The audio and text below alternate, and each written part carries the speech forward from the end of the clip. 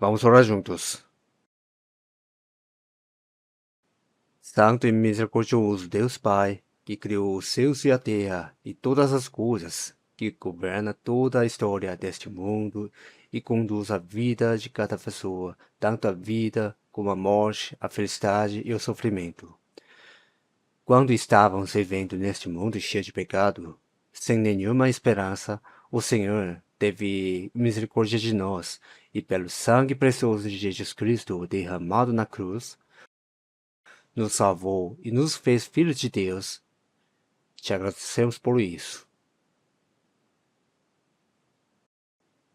O Senhor nos deixou neste mundo para cumprirmos a vontade de Deus, nos colocou como membros dentro da igreja, que é o corpo do Senhor, e nos permite viver juntos como parte desse corpo.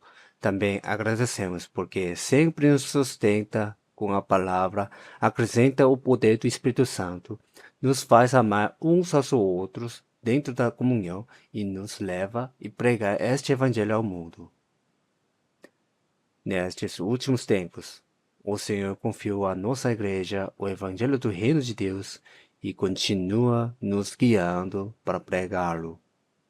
Também agradecemos porque tem enviado missionários a vários lugares do mundo para levar este Evangelho. Pedimos que o Senhor cuide das famílias dos missionários e que, por meio da palavra que eles pregam, muitas almas sejam salvas e que as igrejas do Senhor sejam firmemente estabelecidas em cada lugar. Neste momento, está acontecendo o retiro de primavera no centro de retiros em Gwangju.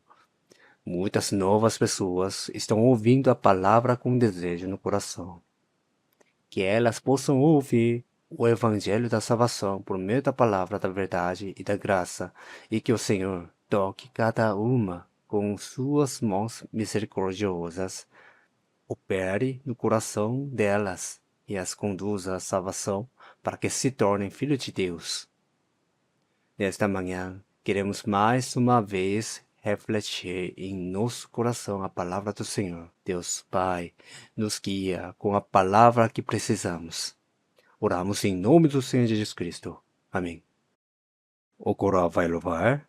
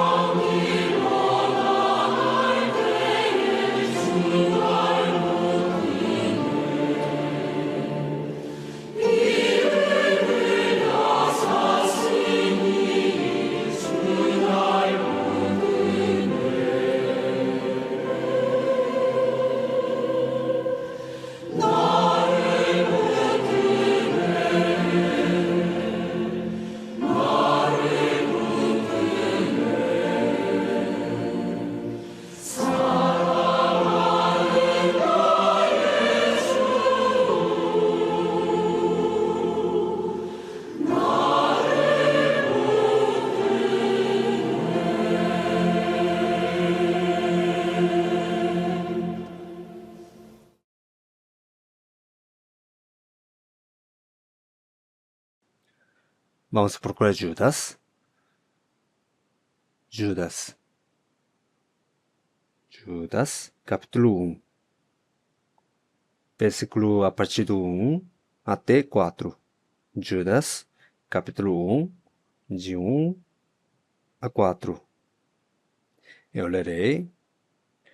Judas, servo de Jesus Cristo, e irmão de Tiago, aos chamados, santificados em Deus Pai e conservados em Jesus Cristo.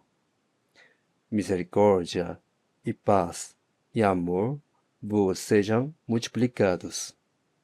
Amados, procurando eu escrever-vos com toda a diligência acerca da salvação comum, tive por necessidade escrever-vos e exortar-vos a batalhar pela fé que uma vez foi entregue aos santos.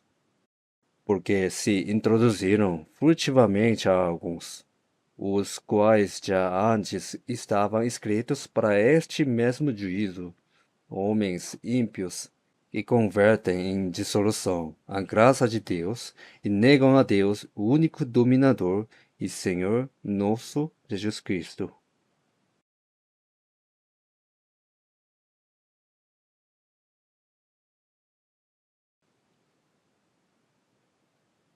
Esta epístola de Judas não é daquele Judas Iscariotes. O Judas Iscariotes em inglês é Judas. Judas. E aqui, Jude. Na nossa língua fica igual, mas em inglês, Jude. Jude. Assim, são pessoas totalmente diferentes. Quem é esse Judas? Ele é irmão de Jesus Cristo, filho de Maria, da mesma família.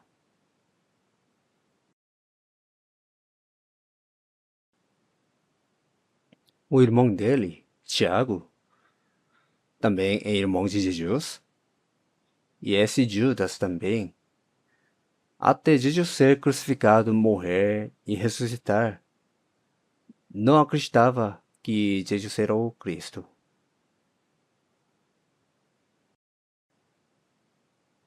Mas, depois de encontrar o Jesus Cristo ressuscitado, eles acreditaram. Ele é Senhor meu e Deus meu. Aquele irmão com quem ele vivia junto, comia junto dentro de casa, era o Messias enviado por Deus, o Cristo, o Deus que veio para me salvar. Esse é Judas escreveu essa carta curta. Por quê? Porque falsas doutrinas, a heresia estavam entrando na igreja continuamente. Então, ele escreveu para alertar e fazer a igreja tomar cuidado com isso. Hoje não dá para estudar toda a carta de Judas, mas, especialmente, como está no versículo 3, queremos ver mais profundamente sobre a salvação que recebemos em comum. Isso é algo que já ouvimos muitas vezes no seminário bíblico. Essa salvação é a chave para resolver os problemas da vida. Assim como uma chave abre uma fechadura, se você abre na terra, também será aberto no céu. A chave para resolver todos os problemas da vida que podem ser abertos aqui na terra é justamente a salvação. O ser humano não consegue entender a vida por conta própria, por mais que estude. É como se os porcos passassem a vida inteira pesquisando entre eles. O que é um porco? Não tem resposta. Por isso, os filósofos passam a vida inteira estudando o que é a vida, mas também não tem resposta. Nem a filosofia consegue resolver os problemas da vida. Confúcio disse nos Analectos: me dizem onde está. Me dizem, ou seja, se não entendemos nem a vida, como vamos falar da morte? Assim disse. Ou seja, o ser humano pergunta ao próprio ser humano: o que é o homem? De onde veio e para onde vai? Essa vida de nascer e envelhecer, adoecer e morrer, afinal, o que é isso? Não tem como saber. Precisa perguntar a Deus que me criou.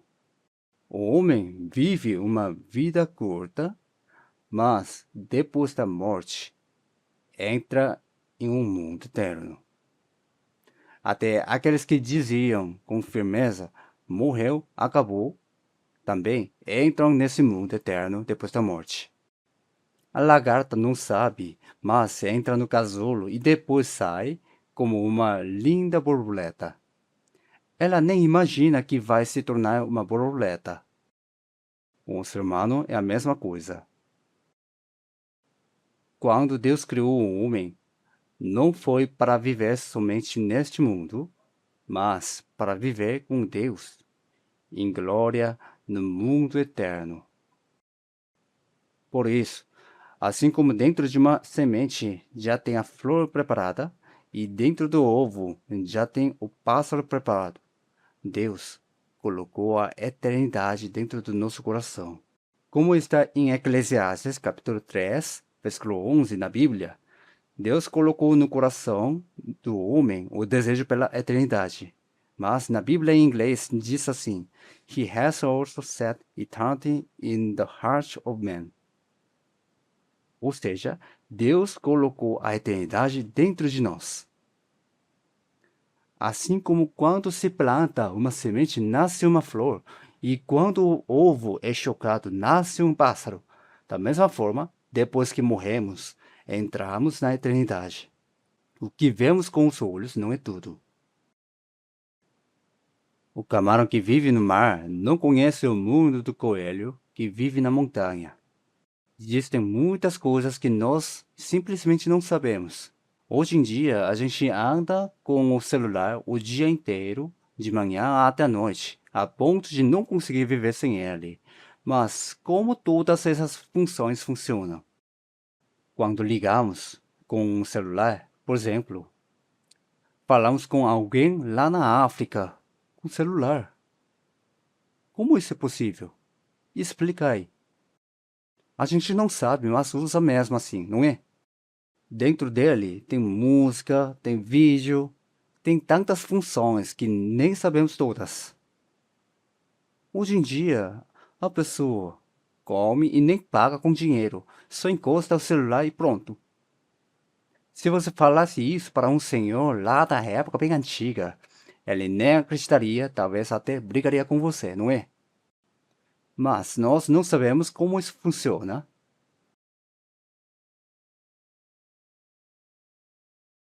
Se quem planejou, projetou e fez não explicar, a gente não tem como saber. Igualmente, a vida é do mesmo jeito. Dizem que a vida da lagarta tem 3 fases. O ovo é a primeira fase, a vida como lagarta é a segunda fase, e a vida como borboleta é a terceira. Assim também é a nossa vida. Ela tem 3 etapas. Os 280 dias, cerca de 10 meses, dentro do ventre da mãe, essa é a primeira fase. Mas imagine que tem gêmeos dentro da barriga da mãe e eles conversam entre si. Ei, você acredita que existe uma mãe? Não. E você acredita? A gente nunca viu a mãe nenhuma. Como pode acreditar? Eles só conhecem o mundo dentro daquele lugar, não é? Mas quando saem da primeira fase e entram na segunda, descobrem que existe um mundo completamente diferente. A primeira fase é uma preparação para a segunda, e a segunda é uma preparação para a terceira, e essa terceira fase é o mundo eterno. O propósito principal de Deus ao nos dar esse mundo eterno, esse mundo espiritual, é nos conduzir para a glória. Porque todos pecaram e destituídos estão da glória de Deus. Para entrar nessa glória de Deus, é necessário ser salvo. A graça que Deus quer nos dar pode ser resumida em 2 coisas: salvação e glória. Sem receber a salvação, não pode ter a glória depois. A salvação é a porta. É preciso entrar por ela. Vamos supor, imagine alguém que entra na Universidade de Seul e assiste às aulas por 4 anos, indo de sala em sala. Ele não recebe diploma, não é verdade? É preciso entrar de fato. Tem que passar por essa porta estreita. Por isso Jesus também disse: esforçai-vos para entrar pela porta estreita. Muitos procurarão entrar e não poderão. Receber a salvação é como passar por uma porta. A porta separa completamente o lado de fora e o lado de dentro. Você abre a porta do carro e entra. Então, o mundo de fora e o de dentro do carro são diferentes. Você entra pela porta da igreja, o mundo de fora e o de dentro da igreja também são completamente diferentes. A porta é justamente isso, a passagem de um mundo para outro. E esse caminho é a porta.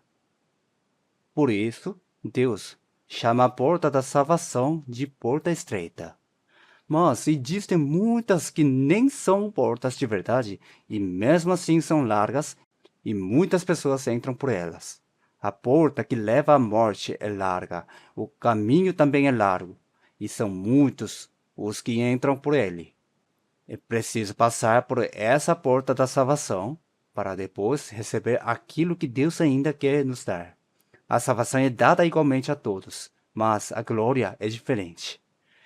Deus nos dá a oportunidade de viver a vida de fé segundo a vontade do Senhor, para que possamos entrar nesse mundo de glória. Os problemas da vida não são só desta vida aqui. Eles só se resolvem de verdade quando alcançam a eternidade. Por isso, mesmo que a pessoa passe a vida inteira estudando só os problemas desta vida, não consegue resolver. Não sabemos de onde viemos, nem para onde vamos, nem se a morte é o fim ou não. Todos os problemas da vida só se resolvem quando entendemos o plano, providência de Deus. Como foi Deus que fez tudo, somente Deus, Ele, sabe a resposta. Este mundo limitado em que vivemos agora, onde nem vivemos 100 anos, está ligado a um mundo eterno espiritual. Esse mundo espiritual existe, esse mundo eterno existe, e nós estamos em contato com esse mundo que não vemos. Eu já vi na TV, no passado, um médium fazendo um ritual, recebendo o espírito, andando sobre uma lâmina afiada. A lâmina estava tão afiada que, ao encostar um papel, o papel rasgava na hora. Mas ele subia ali descalço e até dançava em cima e não se machucava. Pé. Isso é possível? Quando olhamos do ponto de vista científico, isso pertence ao mundo espiritual.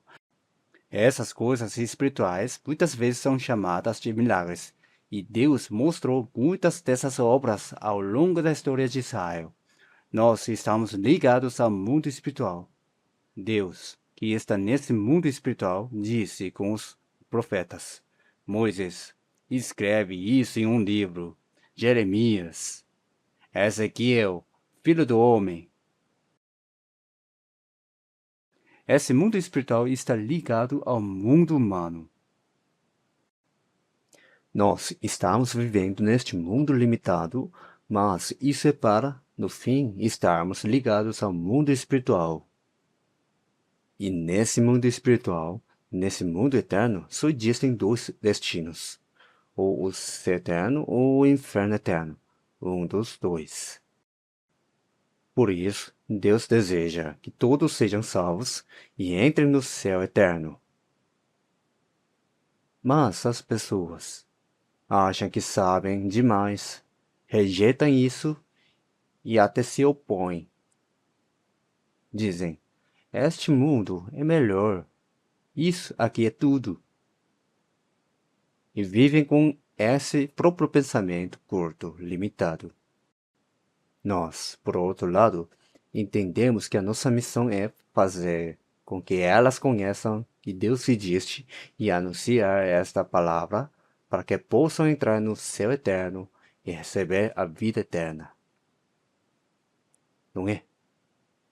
O caminho para entrar no céu é apenas um. Só existe um caminho, a salvação. Não é mesmo? E o que é essa salvação? É justamente passar por essa porta estreita.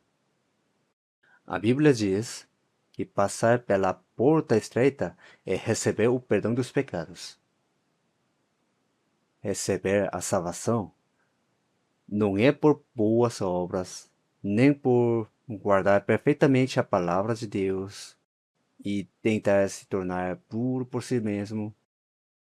Isso é impossível, mas a salvação vem somente assim, ouvindo o evangelho que Deus nos dá, crendo e recebendo no coração.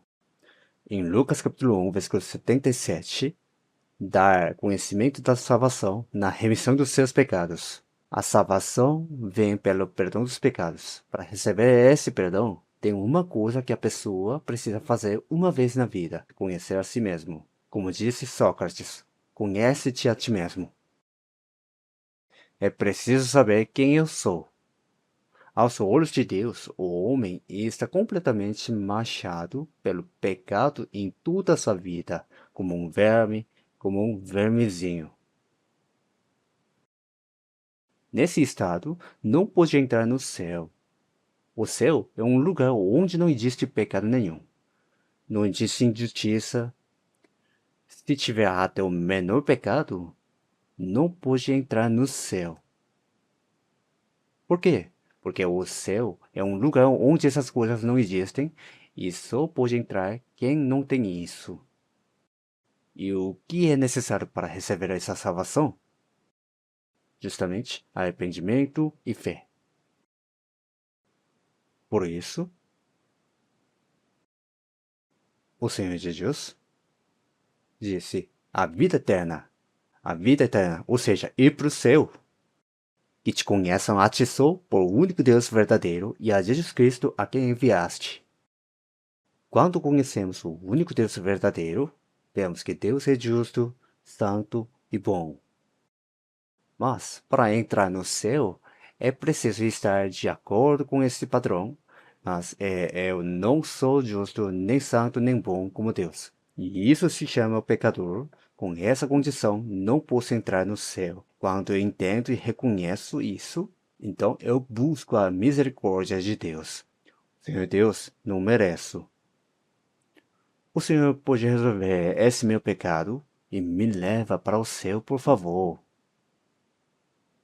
Ver assim diante de Deus, isso é arrependimento. E quando a pessoa vem a Deus dessa forma, tem a salvação que Deus já preparou por meio de Jesus Cristo, por meio da redenção. Deus recebeu em seu próprio corpo toda a maldição e o juízo pelos nossos pecados. Derramou seu sangue e morreu, apagando todos os pecados, purificando completamente, tirando o pecado. Purificar os pecados, ou seja, tirar e lavar os pecados. Depois de realizar essa obra de purificação, ele está sentado à direita de Deus. E é nisso que nós cremos. O mais importante é conhecer corretamente o conteúdo desse evangelho. Por isso, sem conhecer a Bíblia, não é possível receber a salvação. Existem 3 elementos essenciais, com certeza. Está em Hebreus capítulo 9, versículo 12. Nem por sangue de bodes e bezerros, mas por seu próprio sangue, entrou uma vez no santuário, havendo efetuado uma eterna redenção. Aqui existem 3 pontos importantes. O primeiro é de uma vez. Quantas vezes Jesus tirou os nossos pecados? De uma vez. Como está escrito, ele ofereceu a si mesmo uma única vez. E disse, está consumado. Ele se entregou uma vez por todas, como oferta pelo pecado, como sacrifício pela culpa. E também está escrito, onde se vê a salvação também, batalhar pela fé que uma vez foi entregue. Acabamos de ler isso, né? Da mesma forma, quando recebemos a salvação, recebemos de uma vez. É um entendimento que vem. Aham, é isso mesmo. E naquele momento, de uma vez só. Quando Deus salva, Ele salva de uma vez. Em Zacarias capítulo 3, versículo 9, diz que num só dia, o Senhor Jesus tirou a iniquidade desta terra, num só dia.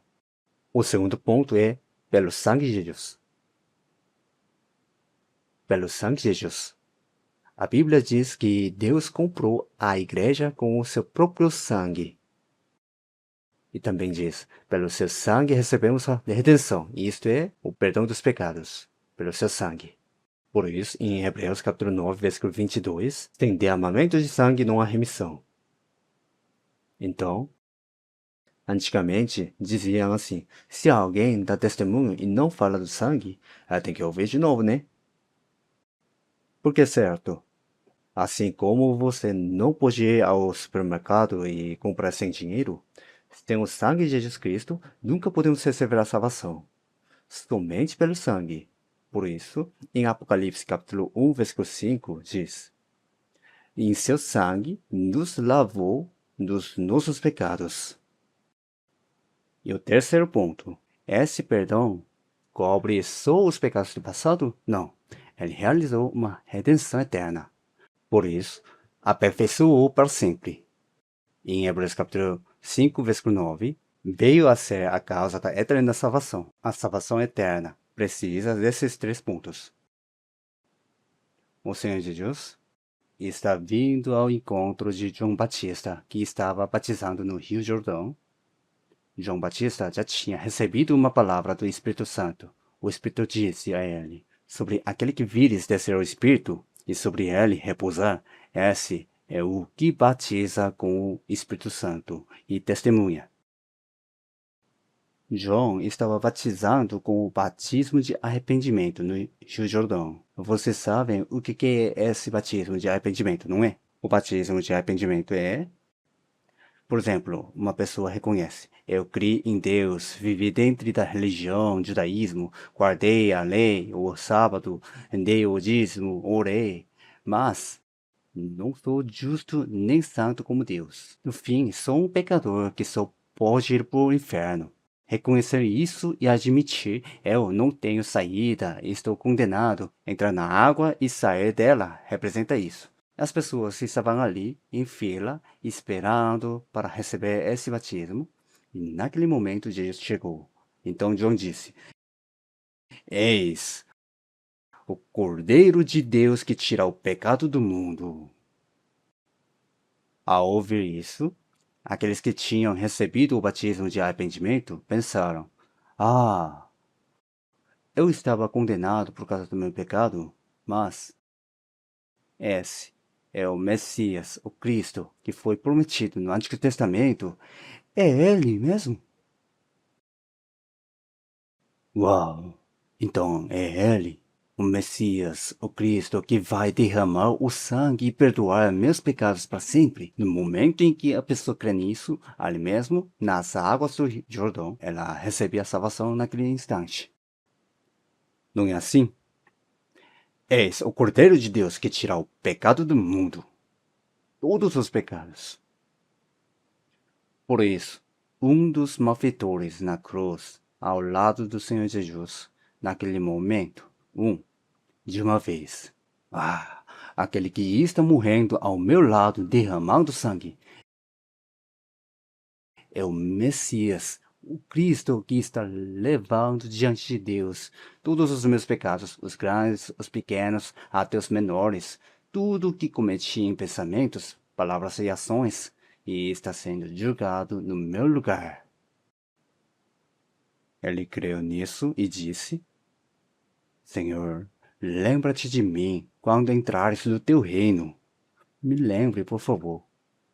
O Senhor Jesus, conhecendo o coração dele, Vendo que ele reconhecia que estava morrendo por causa do seu pecado, disse: Hoje estarás comigo no paraíso. Não precisa de mais nada, não é verdade? Mas sempre o diabo nunca fica parado. Existem outros evangelhos neste mundo, outro Jesus e outro Espírito. Por isso, em 2 Coríntios capítulo 11, versículo 4, está escrito: Porque se alguém for pregar-vos outro Jesus que nós não temos pregado, ou se recebeis outro Espírito que não recebestes, ou outro Evangelho que não abraçastes, com razão o sofrereis. Mesmo hoje, existem muitas pessoas que pregam outro Jesus, outro Espírito e outro Evangelho. Existem muitos pastores que estão pregando o outro Jesus. Em Mateus capítulo 7, versículo 21, nem tudo o que me diz, Senhor, Senhor, entrará no reino dos céus, mas aquele que faz a vontade de meu Pai que está nos céus. A vontade do meu Pai que está nos céus é que as pessoas sejam salvas, recebam a vida eterna e nasçam de novo. Mas, em vez disso, não fazem isso. Muitos me dirão naquele dia: Senhor, Senhor, não profetizamos nós em teu nome? E em teu nome não expulsamos demônios? E em teu nome não fizemos muitas maravilhas? E então lhes direi abertamente: o Senhor Jesus disse, né? Nunca vos conheci. Apartai-vos de mim, vós que praticais a iniquidade. Então, esse pastor que diz: profetizamos em nome do Senhor, que Jesus ele estava pregando? Era outro Jesus. Como creram em um outro Jesus, não era o Filho unigênito que Deus enviou, Jesus Cristo.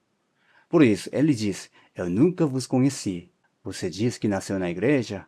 Eu não te conheci, nem quando você estava no ventre, nem quando estava na escola dominical ou na escola teológica, nem quando foi ordenado pastor, nem quando pregava aos domingos, nem quando expulsava demônios. Em nenhum momento eu te conheci.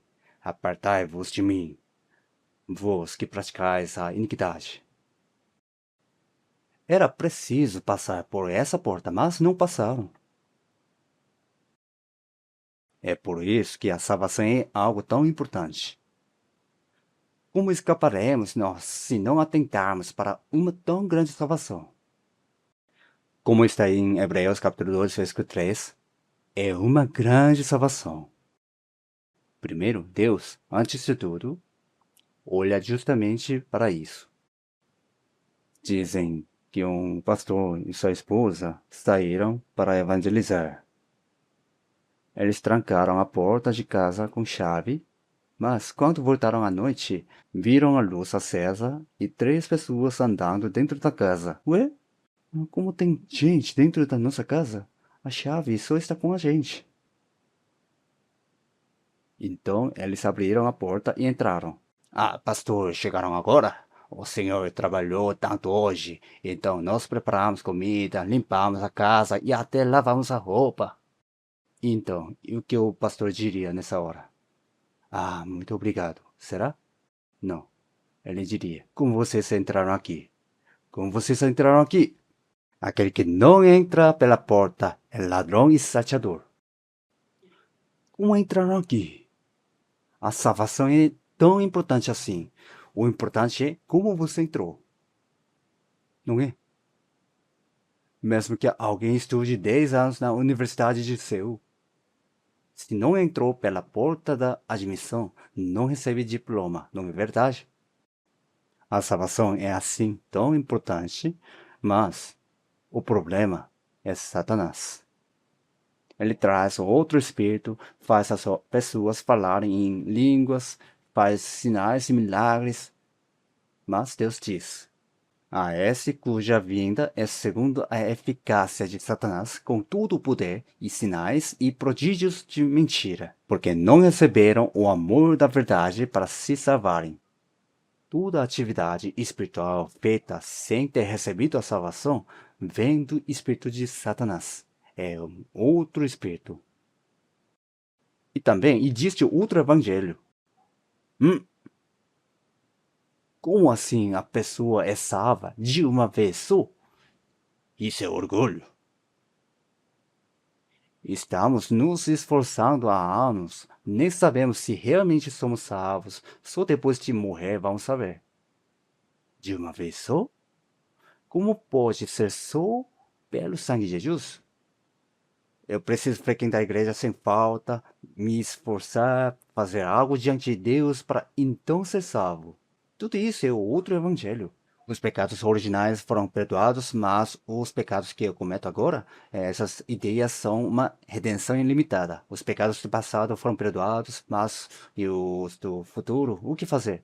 Tudo isso é outro evangelho. Existem muitos assim neste mundo, mas nós conhecemos o evangelho verdadeiro e quando o entendemos, não tem mais dúvida, não é verdade? Se Jesus voltar agora nos ares, eu vou subir. Quem tem certeza disso, bata palmas 3 vezes. Vamos lá? Quem não bateu é porque não tem certeza. Mas quem tem essa certeza, tem mesmo. Mesmo que morra agora, mesmo que coloquem uma faca, mesmo que morra, os martírios não tiveram medo da morte, porque já tinha recebido a salvação. Se me matarem agora, eu vou direto para o céu. Em vez de viver mais alguns dias neste mundo, prefiro viver mais alguns dias no céu. É assim que eles veem essa salvação. Na Bíblia, essa salvação é explicada em 3 etapas. Vocês já aprenderam, não é? A Bíblia fala da salvação dividindo em 3 partes. A primeira é chamada de justificação, ou seja, ser declarado justo. Recebemos a justiça. Isso é justificação pela fé. E fomos declarados justos pela fé, mesmo não sendo justos. Isso é a salvação da alma. É nascer como filhos de Deus. Salvação é nascimento. É nascer de novo. É se tornar uma pessoa completamente nova. Então, depois de nascer, vem a segunda etapa, crescer, né? Isso é chamado de santificação. Em inglês se diz sanctification. A santificação é viver tendo Jesus Cristo como um alvo, buscando se tornar cada vez mais parecido com Ele. Depois de nascer como filho de Deus, esse processo de crescimento também é chamado de salvação. Isso é a santificação. Nós explicamos como a salvação da vida cotidiana ou a salvação do caráter. E ainda tem uma parte que não foi salva, o corpo. Por isso, quando ficamos doentes, ainda precisamos ir ao hospital. Esse corpo ainda exige muitas coisas. Pede para fazer maquiagem, para lavar, para alimentar. O corpo ainda não foi salvo, mas existe a salvação que vai transformar esse corpo, fazendo dele um corpo espiritual, como o dos anjos. E isso é chamado de glorificação. Em inglês, glorification. Nesse momento, estaremos completamente separados do pecado. Esse é o fruto, o resultado final que o Senhor recebe. Existem 3 tipos de salvação e não podemos confundir isso. A salvação que já recebemos, a justificação, o novo nascimento como filhos de Deus, isso é no passado. Por isso dizemos, fomos salvos. O que significa isso? Deus é o Deus da justiça, então o julgamento pelo pecado precisa acontecer. Mas esse julgamento foi colocado sobre Jesus. E Jesus levou os nossos pecados e recebeu o juízo em nosso lugar.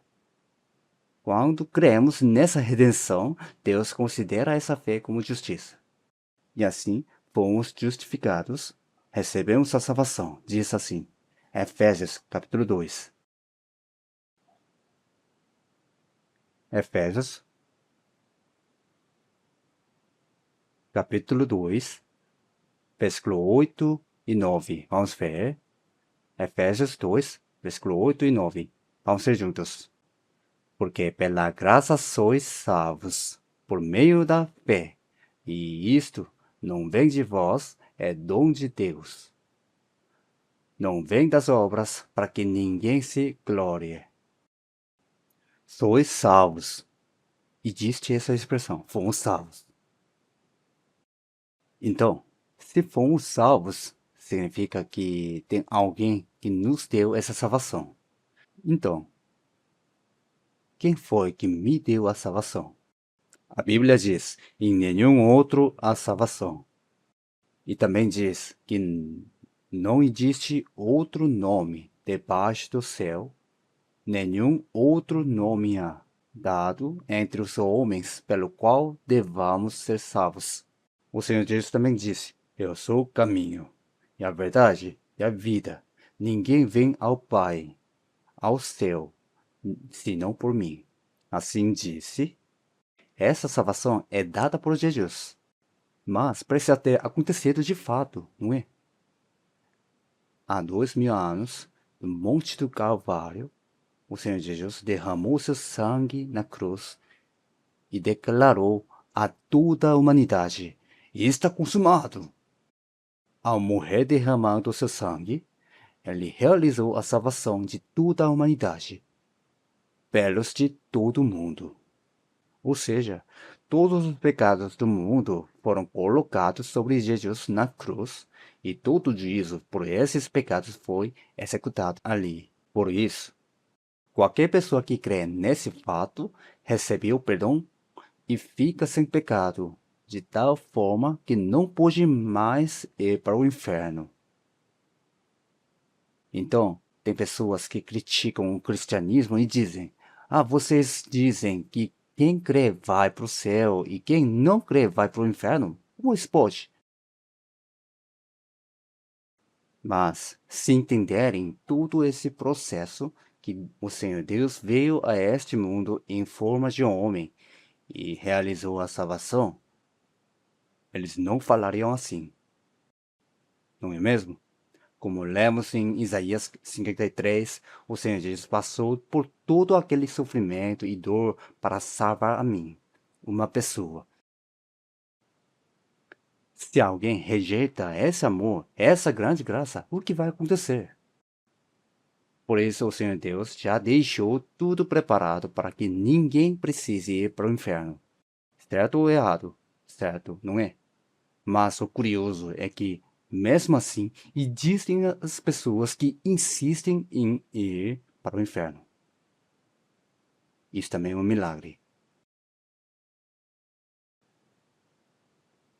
Deus já preparou a salvação para todos. Para mim também, Ele já tinha preparado há 2000 anos.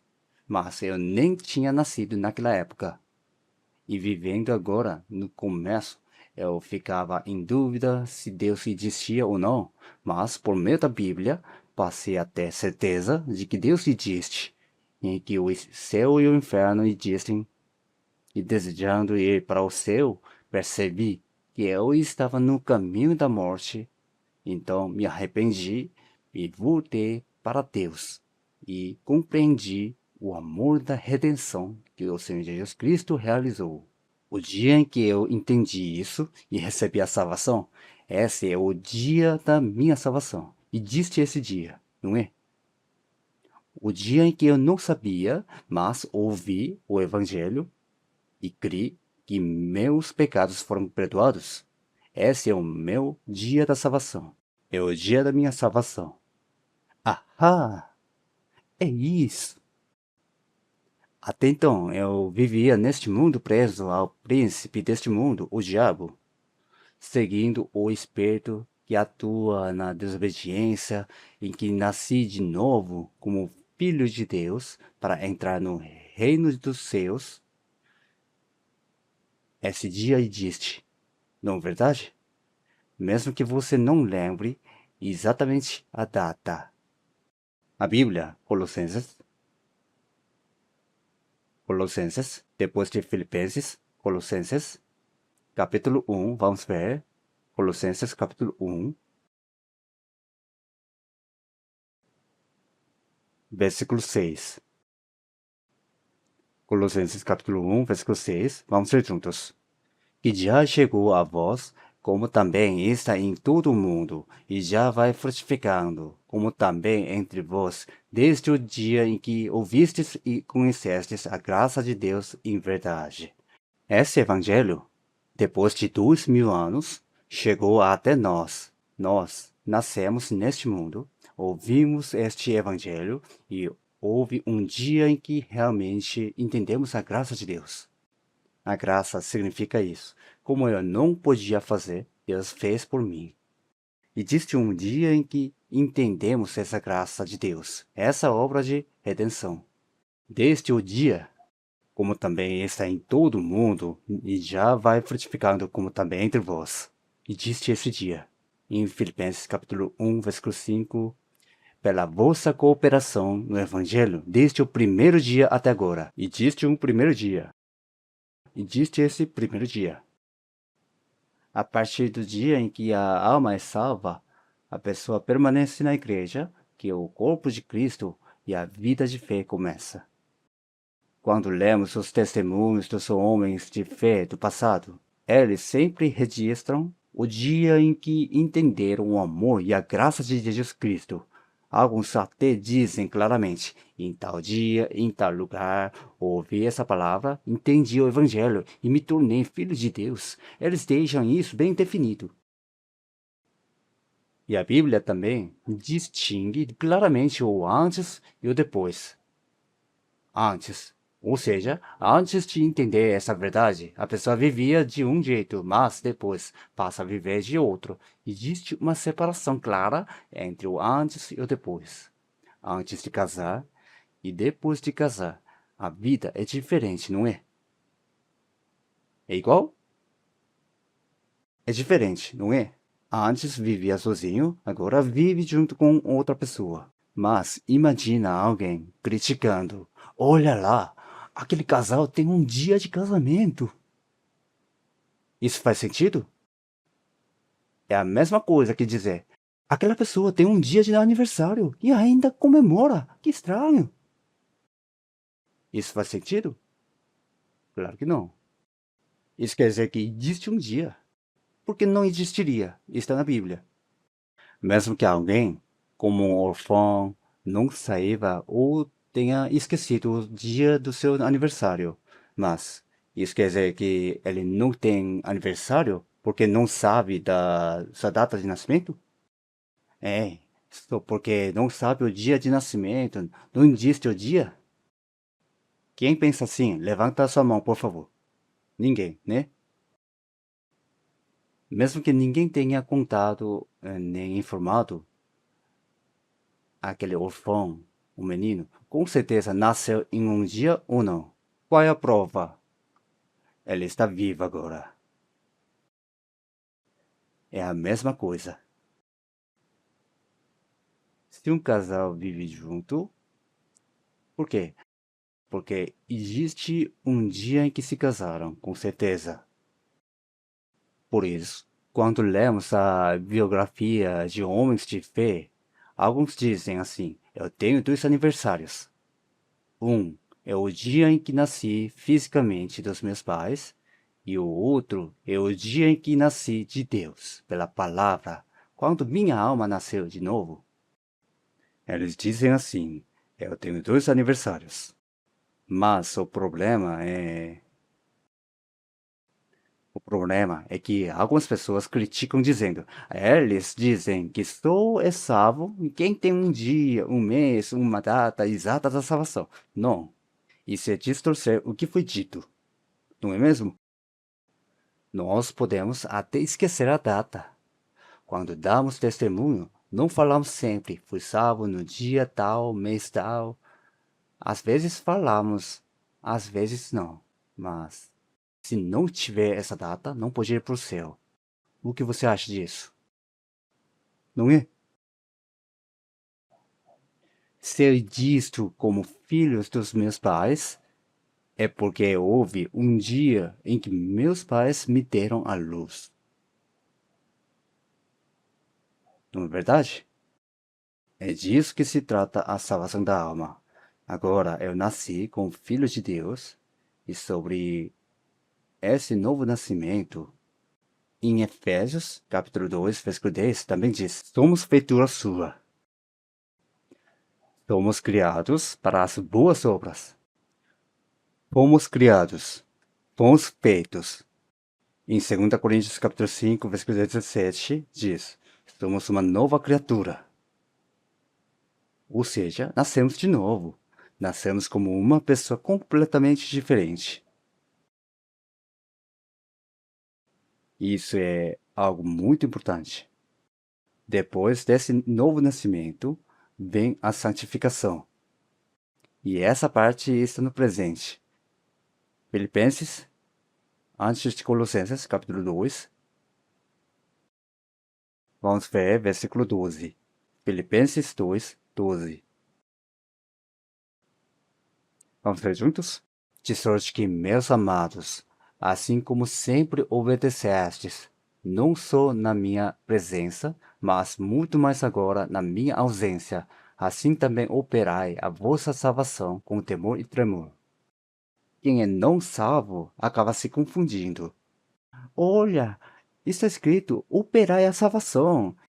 Então eu tenho que operar a salvação? E tenta, como esforço próprio, alcançar a salvação para ir ao céu. Mas essa palavra foi dita para quem? Para quem já foi salvo, para quem já recebeu a salvação. Assim como já recebemos a salvação,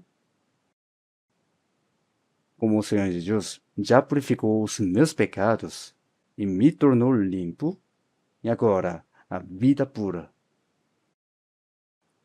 Agora devemos viver uma vida limpa, separada e santa. É isso que está sendo dito. Por isso, depois de ser salvo, existe alguém que não peca mais? Se a pessoa não pecasse mais depois da salvação, então o Senhor Jesus teria perdoado só os pecados do passado. Mas ele também julgou os pecados futuros. Por quê? Porque até o dia da morte não conseguimos deixar de pecar. Por isso, quando pecamos depois de ser salvos, precisamos confessar diante de Deus Pai. Isso é chamado de confissão. E também precisamos pedir que Deus nos lave, purifique desse pecado. Confessar e se arrepender. Isso é necessário. Quando Davi pecou, ele reconheceu diante de Deus que tinha pecado. Quando pecamos, não é apenas um problema entre mim e outras pessoas. Esse pecado está entre mim e Deus. Antes da salvação, Deus não trata imediatamente com o pecado do pecador, mas depois ele reúne tudo, e como aos homens lhes é ordenado morrerem uma vez, vindo depois disso o juízo. Por isso, naquele momento final, quando Deus julga de uma vez, ele trata do pecado. Mas a pessoa que já foi salva vive com Deus, e se tem pecado, a conversa com Deus é interrompida. Surge um problema. A comunhão com Deus é interrompida. Para restaurar essa comunhão com Deus, precisamos reconhecer o pecado e precisamos confessar diante do Senhor Deus e pedir que Ele nos purifique e nos afaste desse pecado. Isso também é chamado de arrependimento. As pessoas se confundem porque existem dois tipos de arrependimento. Primeiro, o arrependimento para a salvação, quando a pessoa reconhece que é pecadora e se volta para Deus, para Jesus. Esse arrependimento acontece uma única vez.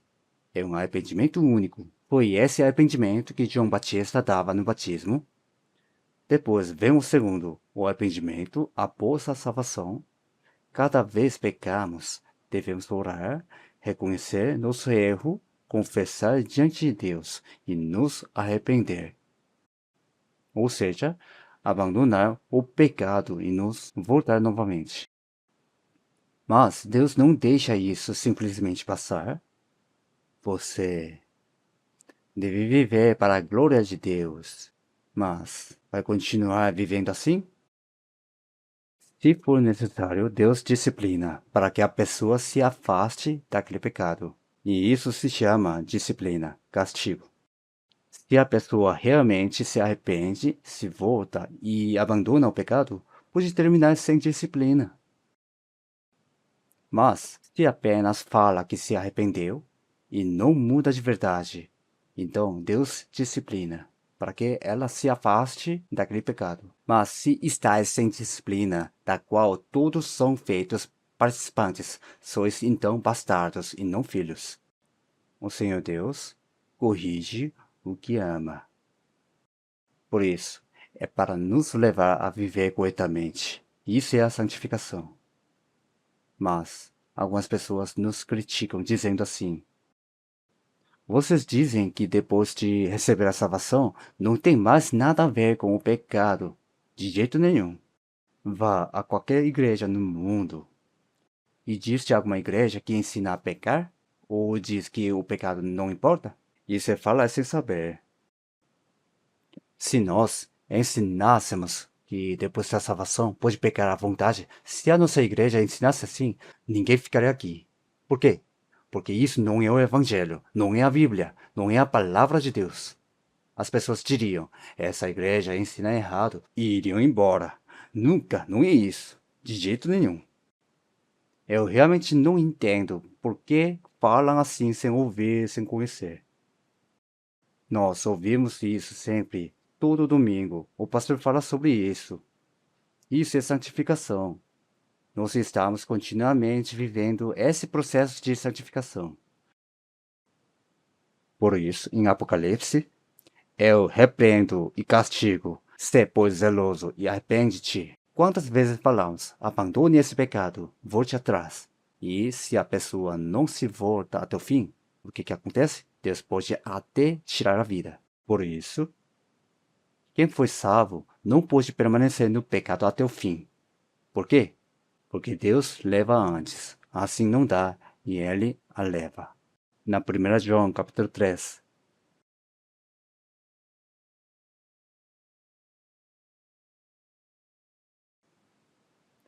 Primeira João, capítulo 3, versículo 8 e 9. 1 João, capítulo 3, versículo 8 e 9. Vamos ser juntos. Quem comete o pecado é do diabo, porque o diabo peca desde o princípio. Para isto, o Filho de Deus se manifestou para desfazer as obras do diabo. Qualquer que é nascido de Deus não comete pecado, porque a sua semente permanece nele, e não pode pecar, porque é nascido de Deus. Todo aquele que nasceu de Deus, todo aquele que se tornou filho de Deus, não vive no pecado. Ou seja, não consegue continuar pecando. Deus não permite. Em inglês se diz continue to sin. Continuar pecando de forma contínua, intencional. Deus disciplina continuamente para impedir isso. E mesmo assim, se a pessoa não se volta até o fim, essa pessoa não está glorificando a Deus, mas envergonhando. Então Deus a leva. Por isso, não vive no pecado. Por quê? Porque a semente de Deus permanece dentro dela. Por isso, na Bíblia, Deus levou Ananias e Safira. E também, em 1 Coríntios capítulo 5, Deus levou um irmão que fazia adultério. Assim, não dá para continuar. Deus não permite que a pessoa continue no pecado e a leva. Por isso essa palavra é cumprida. Então, dizer que depois de ser salvo, pode viver no pecado sem problema? Não faz sentido nenhum, não é mesmo? Essa é a salvação do caráter. Quanto mais nos aproximamos do Senhor, mais nos tornamos parecidos com Ele. Uma larva, com o tempo de 5, 6, 7 anos, vai tornando quase a forma da cigarra completa. E também a ninfa da libélula, que vive na água, quando está perto de se transformar, já começa a ter a forma da libélula. Da mesma forma, quanto mais se aproxima o dia de encontrarmos o Senhor, mais a vida dele aparece em nós, nas nossas atitudes, nas palavras, no modo de viver. E vamos nos tornando cada vez mais parecidos com ele, não é? Por isso, Colossenses capítulo 1, vamos procurar.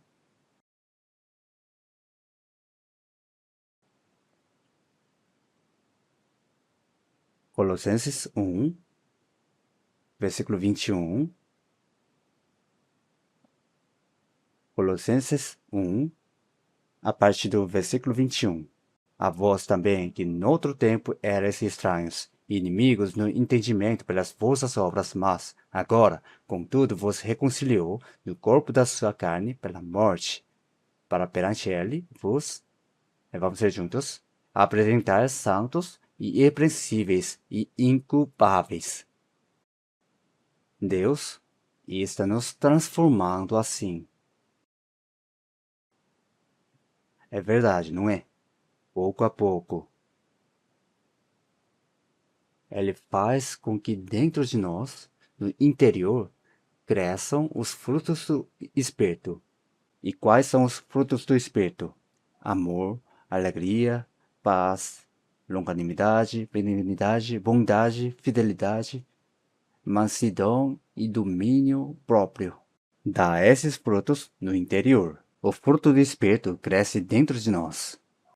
E também existem frutos que aparecem para fora. São frutos de vida eterna, frutos de justiça, como servir, ajudar, e também frutos de luz. Esses frutos se manifestam externamente. O Senhor Deus, quando Deus transformar até o nosso corpo, num instante, em um corpo espiritual, esses frutos serão apresentados diante do Senhor. Isso é a glória, isso é o galardão. Se não tem fruto do Espírito no meu coração, não tem glória nem galardão. Acho que todos nós temos isso, não é? Mas quando tem frutos, frutos de vida eterna, de justiça, de luz, como cachos cheios, abundantes, então, quando estivermos diante do Senhor, brilharemos para sempre. Estaremos na glória com um galardão que brilha para sempre. Conforme Tiago capítulo 5, versículo 7. O que o agricultor espera quando trabalha na lavoura não é um fruto precioso? É isso que Deus diz. Agora, o Senhor Jesus Cristo, como a cabeça da igreja, está trabalhando como lavrador, buscando obter frutos preciosos. Ele é o lavrador que está cultivando aqui. Eu sou a videira verdadeira e meu pai é o lavrador. E vocês são varas. Deem frutos. Para dar fruto, vocês, como ramos, como membros, precisam permanecer ligados ao corpo, ligados ao tronco da videira. É isso que ele está explicando. No fim, qual é o ponto? Deus está buscando frutos. A santificação é o processo de dar fruto. E nessa caminhada, não podemos viver junto com o pecado. Precisamos nos afastar do pecado de qualquer forma. É assim que Deus nos faz crescer pouco a pouco. E daí, sejam santos. Isso significa viver uma vida separada deste mundo. Vivemos neste mundo, mas não como um mundo. É isso que significa ser santo. Assim como o peixe vive no mar, mas por dentro não é salgado. Nós também vivemos neste mundo, mas precisamos viver separados do pecado e essa vida, isso é santidade. Seguir a vontade de Deus. As pessoas deste mundo não fazem a obra de Deus, mas viver para a obra de Deus. Isso é o que Deus chama de santidade. 1 Pedro, capítulo 1. 1 Pedro, capítulo 1. versículo 14 e 15. 1 Pedro, capítulo 1, versículo 15 e 16. Versículos 15 e 16. Vamos ler juntos. Mas, como é santo aquele que vos chamou, sede vós também santos em toda a vossa maneira de viver, porquanto está escrito: sede santos, porque eu sou santo. Viver essa vida santa, isso é o que chamamos de santificação. Então, quando o pecado entra, é necessário confessar, reconhecer e se arrepender. Esse processo é necessário. Não é verdade? A palavra de Deus diz: se o Filho de Deus vive em obediência, tem galardão. Se vive em desobediência, tem disciplina. E a primeira disciplina que vem é esta: a pessoa não conseguiu ouvir a palavra. Chega o culto de domingo e você diz: não sei porquê, mas sempre me dá sono. Será que isso não é disciplina? Pense nisso. Claro, pode ser algo momentâneo, como ter dormido pouco ou estar doente, mas se isso acontece sempre, então tem um problema. Pode ser que você não esteja vivendo corretamente, ou que Deus não permita ouvir, porque você ainda não está pronto para receber aquela palavra. Então, quem está saudável? Imagine uma criança em um orfanato com outras 10. Todas recebem a comida e comem bem. Mas uma diz: não quero, não come de manhã, nem à tarde, nem à noite. Essa criança estaria saudável? Isso é algo muito importante. Então, como podemos viver a salvação no dia a dia?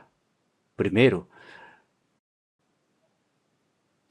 do Espírito Santo, como dizer, precisamos viver recebendo a palavra. O primeiro indicador de alguém que vive bem a vida de fé é justamente isso, a palavra. Como essa pessoa está na hora da palavra. Como ela está recebendo a palavra. Isso é o mais importante.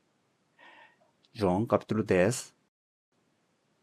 João 10, versículo 9 e 10. Evangelho de João capítulo 10, versículo 9 e 10.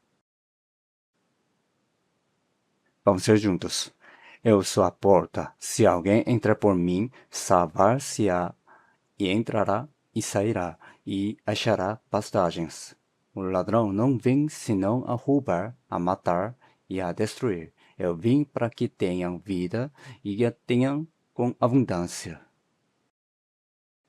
Isso é graça por graça. Assim como a salvação da alma acontece pela graça e pelo poder de Deus, a salvação na vida cotidiana também é assim. Ela acontece pela graça e pelo poder de Deus, mas precisamos receber isso, precisamos ser alimentados. Assim como precisamos comer para viver com saúde, na vida de fé também precisamos comer a palavra. Precisamos ouvir bem e essa palavra precisa ser assimilada dentro de nós, para que possamos cumprir a salvação do caráter. Depois disso, precisamos ser guiados pelo Espírito Santo. Precisamos ser cheios do Espírito. Quando fomos salvos, o Espírito Santo veio a nós, ele atua em nós pessoalmente e também conduz a igreja. Por isso, precisamos seguir a direção do Espírito Santo. Por isso, em Romanos capítulo 8, versículo 14, porque todos os que são guiados pelo Espírito de Deus, esses são filhos de Deus. Uma vida guiada por Deus. Precisamos ser guiados pelo Espírito Santo. O Espírito Santo opera por meio da palavra e também por meio dos servos, obreiros, que Deus estabeleceu à frente. Seja em equipes, grupos pequenos, distritos, setores. Todas essas estruturas têm pessoas que Deus levantou e por meio delas, o Espírito de Deus atua e nos conduz. É assim que somos guiados pelo Espírito de Deus. Em terceiro lugar, precisamos viver em comunhão. A comunhão é algo muito importante. Deus nos conduz dentro dessa comunhão. É nela que servimos, é nela que evangelizamos. Tudo acontece dentro da comunhão. Sozinhos não conseguimos, não é? Efésios 4, depois da 2 Coríntios, um pouco adiante, Efésios 4, versículo 15 e 16. Efésios 4, 15 e 16. Vamos ler juntos? Antes, seguindo a verdade em amor, cresçamos em tudo naquele que é a cabeça, Cristo, do qual todo o corpo, bem ajustado e ligado pelo auxílio de todas as juntas, segundo a justa operação de cada parte, faz o aumento do corpo para sua edificação em amor. Manter contato uns com os outros, estar ajustados e ligados e unidos, isso é comunhão. Em Colossenses capítulo 2, versículo 19, todo o corpo provido e organizado pelas juntas e ligaduras vai crescendo em aumento de Deus. É assim que crescemos dentro da comunhão. E a última etapa da salvação é chamada de glorificação. Glorification. Seremos transformados em um corpo espiritual, como o corpo de Jesus ressuscitado. Isso está no futuro. Por isso, em Romanos capítulo 8, versículo 23, esperando a adoração, a saber, a redenção do nosso corpo. Assim está no futuro. Quando o Senhor Jesus voltar nos ares, do nosso corpo será transformado num corpo espiritual. Então, será um adeus eterno ao pecado. Seremos libertos completamente da presença do pecado. Isso é a consumação da salvação. Por isso, quando falamos da salvação, não devemos pensar apenas na salvação da alma. Não vamos pensar apenas na salvação da alma, no perdão dos pecados, mas temos que entender assim: justificação, a salvação da alma. E também santificação, a salvação que se realiza na vida cotidiana, operai a vossa salvação. E terceiro, a redenção do corpo que estamos aguardando. Essa parte, mesmo que você não faça nada, Deus vai cumprir 100%. Nem precisa se preocupar com isso. Basta saber que isso existe, não é? E também, na verdade, a Bíblia mostra 7 características de uma boa igreja. Hoje em dia, é a era da IA, né? Então, eu resolvi perguntar só para ver se ela sabia ou não. Perguntei, quais são as 7 características de uma boa igreja segundo a Bíblia? Então, e não importa onde você pergunta, as respostas são bem parecidas, são comuns. Primeiro, a igreja deve ser centrada na palavra. Esse é o primeiro ponto. Não pode ser centrada em pessoas, nem em organização, nem em filosofia. Tem que ser uma igreja centrada na palavra. Segundo, uma igreja onde o evangelho é claro. E a explicação dizia que, ao ensinar o evangelho, é necessário falar de arrependimento e fé. Uma igreja que não fala de arrependimento não é uma boa igreja. Até a IA fala isso. Uma igreja com o evangelho claro é a nossa igreja, não é? Terceiro, uma igreja centrada em Jesus Cristo, não é? A igreja centrada em Jesus Cristo. Não é o pastor que está no centro, nem os líderes, nem qualquer pessoa deste mundo que causa problemas. Não são. O centro é Jesus Cristo. Essa também é a nossa igreja, não é? Quarto, uma igreja que é uma comunidade com o amor de Cristo. Isso também é a nossa igreja. Cuidamos uns dos outros, aceitamos uns aos outros. Se alguém está doente, nós vamos. Se alguém falece, nós vamos também. Se alguém está passando dificuldade, vamos lá, nem que seja para preparar uma refeição. Uma diaconisa disse algo assim. Não sei se posso contar, mas ela veio para a nossa igreja e, participando dos grupos, disse: aqui é realmente uma igreja cheia de amor, porque nas igrejas onde ela estava antes, quando acontecia alguma coisa, as pessoas criticavam, falavam mal umas das outras, mas aqui ela diz que não vê nada disso.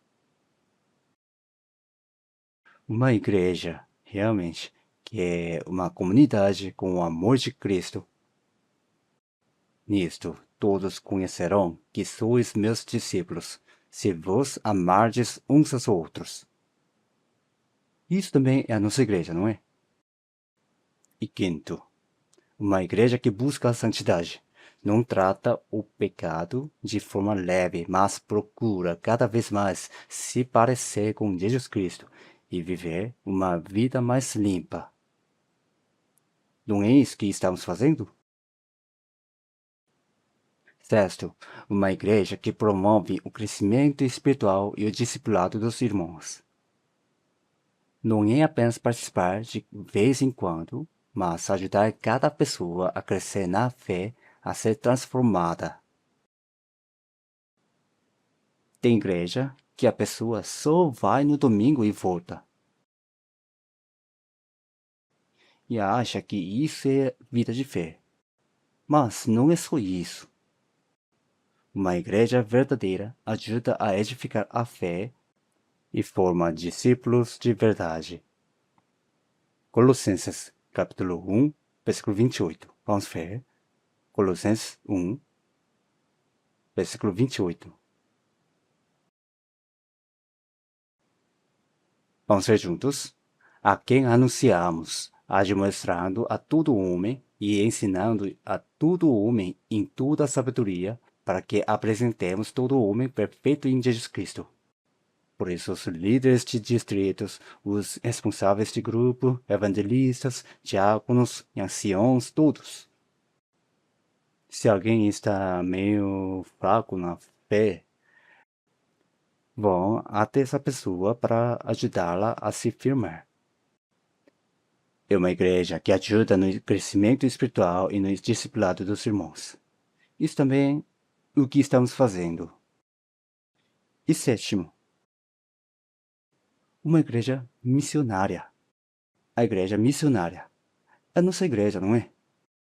Uma igreja que prega o evangelho ao mundo inteiro. Como Jesus disse em Marcos capítulo 16, versículo 15, ide por todo o mundo, pregai o evangelho a toda criatura, ide por todo o mundo. Atualmente, temos 182 missionários enviados. São 182 famílias. Se pensarmos em uma família com 4 pessoas, quantas pessoas isso dá? São muitos que foram enviados. Eles deixaram a vida que tinham na Coreia, deixaram e foram para lugares totalmente novos, levando apenas o Evangelho, enfrentando muitas dificuldades, confiando no Senhor e perseverando para pregar o Evangelho. Agora, vocês sabem quantas igrejas nossas existem no exterior, não é? Sempre a gente falava 82 países, mas aumentou mais um. Agora são 83 países. E segundo o levantamento que fizemos em março, temos 1.174 igrejas ao redor do mundo.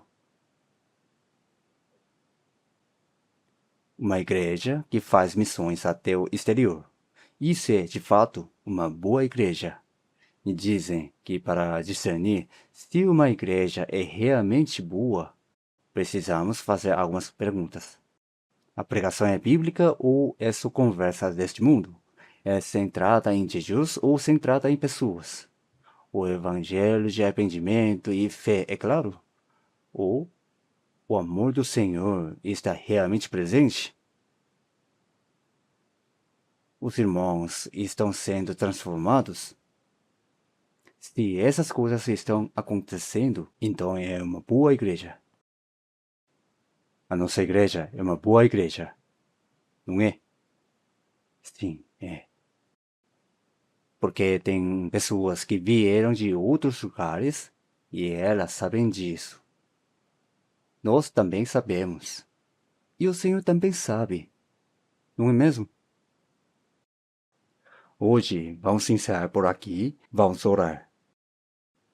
O Senhor Deus Pai, muito obrigado.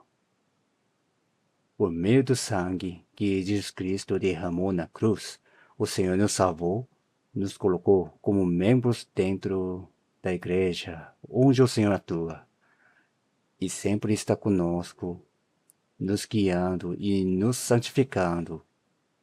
Somos realmente gratos. Até o dia em que reencontrarmos o Senhor na sua volta, nos ajuda a servir ao Senhor com dedicação e zelo. Oramos em nome do Senhor Jesus Cristo. Amém.